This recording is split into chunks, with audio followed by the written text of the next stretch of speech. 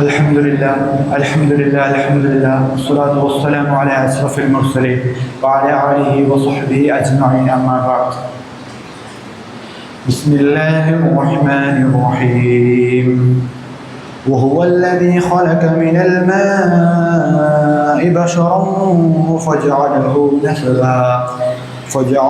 نسبا وصهرا وكان ربك قديرا. صدق الله العظيم.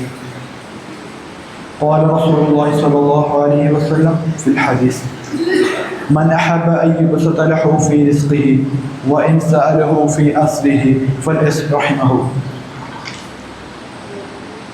പ്രിയപ്പെട്ട സത്യവിശ്വാസികളെ, അസ്സലാമു അലൈക്കും വറഹ്മത്തുള്ളാഹി തആല വബറകാതുഹു.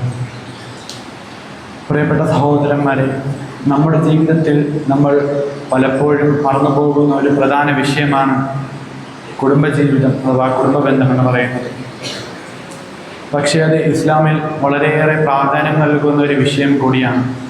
അല്ലാഹു സുബ്ഹാനഹു വ തആലയുടെ ഖുർആനിൽ ഒരുപാട് സ്ഥലങ്ങളിലായി കുടുംബബന്ധത്തെ പറ്റി വിശേഷിപ്പിക്കുന്നുണ്ട്. അതുപോലെ തന്നെ മുഹമ്മദ് നബി സല്ലല്ലാഹു അലൈഹി വസല്ലമയുടെ ജീവിതചര്യ എടുത്ത് നോക്കിയാൽ തന്നെ ഒരുപാട് ഉദാഹരണങ്ങൾ നമുക്കതിൽ കാണാൻ കഴിയും.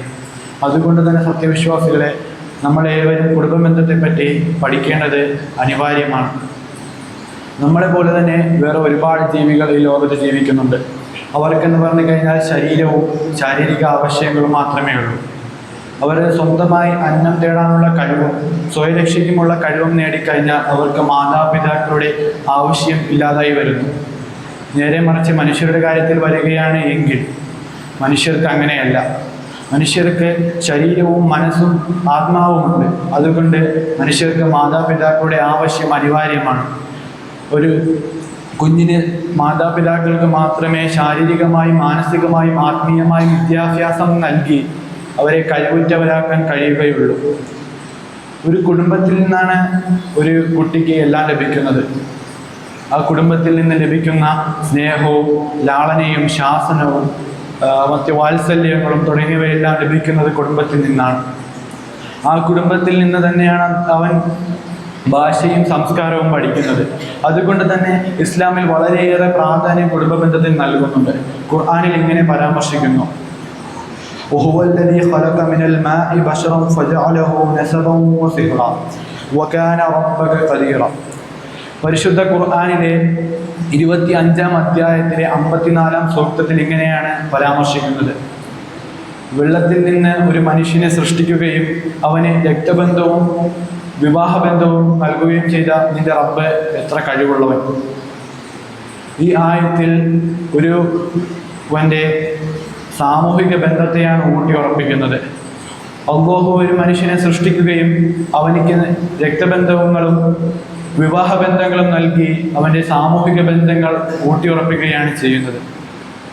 നമ്മളുടെ ബന്ധുമിത്രാദികൾക്കും അയൽവാസികൾക്കും സ്നേഹവും നന്മയും നീതിയും നൽകേണ്ടത് ഞങ്ങളുടെ കടമയാണ് എന്ന് മറ്റൊരു ഖുർആൻ സൂക്തത്തിലൂടെ നമുക്ക് മനസ്സിലാക്കാൻ കഴിയും.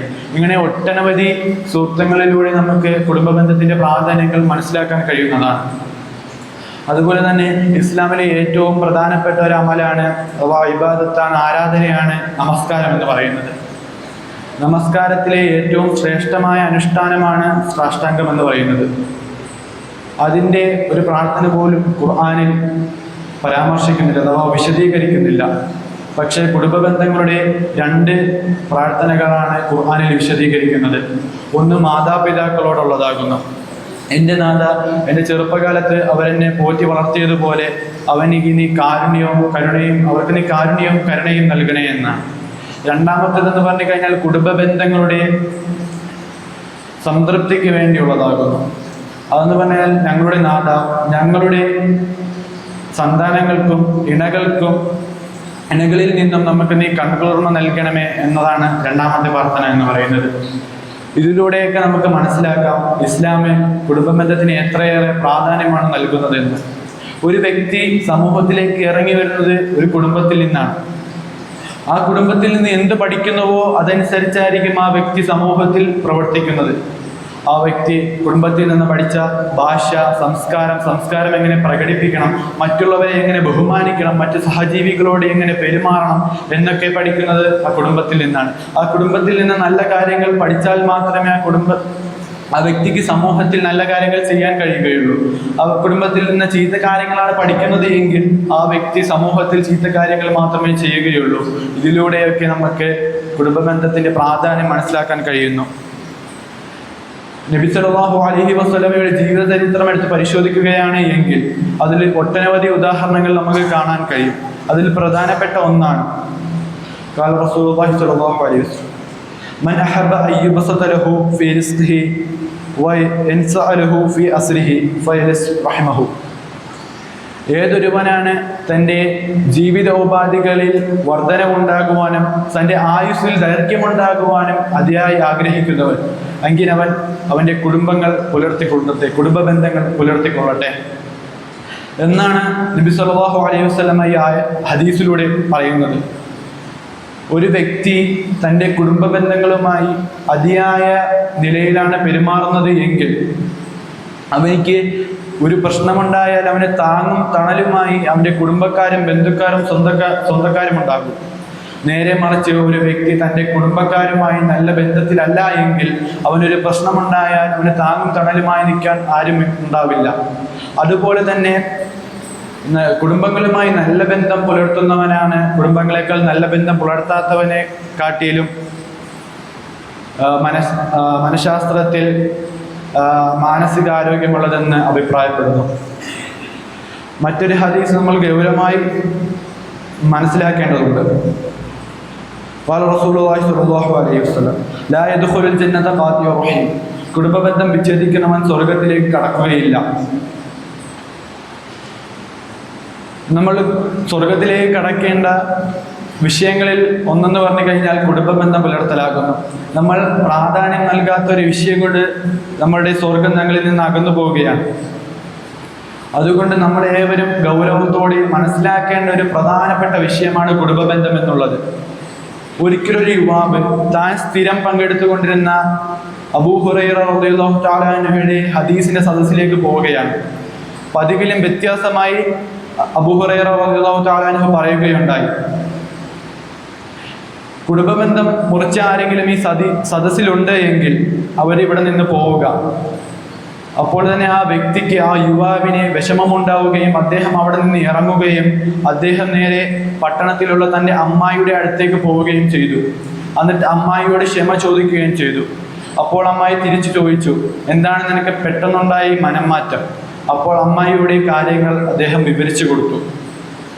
അപ്പോൾ അമ്മായി ആ യുവാവിനെ ക്ഷമിച്ചു കൊടുക്കുകയും അമ്മായി പറഞ്ഞു, നീ അബൂ ഹുറൈറ റളിയല്ലാഹു തആല അൻഹുവോട് പോയി ചോദിക്കണം, ഈ സദസ്സിൽ പതിവിലും വ്യത്യാസമായി കുടുംബബന്ധത്തെ പറ്റി പറയാനുള്ള കാരണം എന്താണ് എന്ന് നീ പോയി ചോദിക്കണം.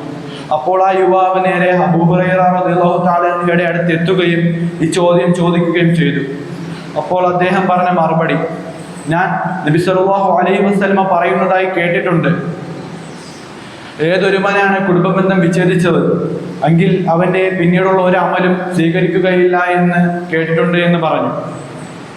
പ്രിയപ്പെട്ട സത്യവിശ്വാസികളെ, ഇതിലൂടെയൊക്കെ കുടുംബ ബന്ധങ്ങളുടെ പ്രാധാന്യം നമുക്ക് എത്രത്തോളമാണ് എന്ന് മനസ്സിലാക്കാൻ കഴിയും.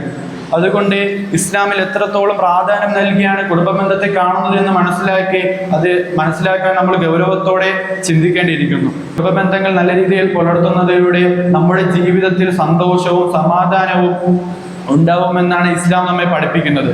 അതുകൊണ്ട് ഈ ഇസ്ലാമിക പാഠം ഞങ്ങളിൽ പകർത്താൻ, നിങ്ങളിലും എന്നിലും പകർത്താൻ ശ്രമിക്കുക എന്ന് ഓർമ്മിച്ചുകൊണ്ട് അതിനുള്ള തൗഫീഖ് അല്ലാഹു നൽകട്ടെ എന്ന് പ്രാർത്ഥിച്ചുകൊണ്ട് എൻ്റെ വാക്കുകൾ ഞാൻ ഇവിടെ അവസാനിപ്പിക്കുന്നു.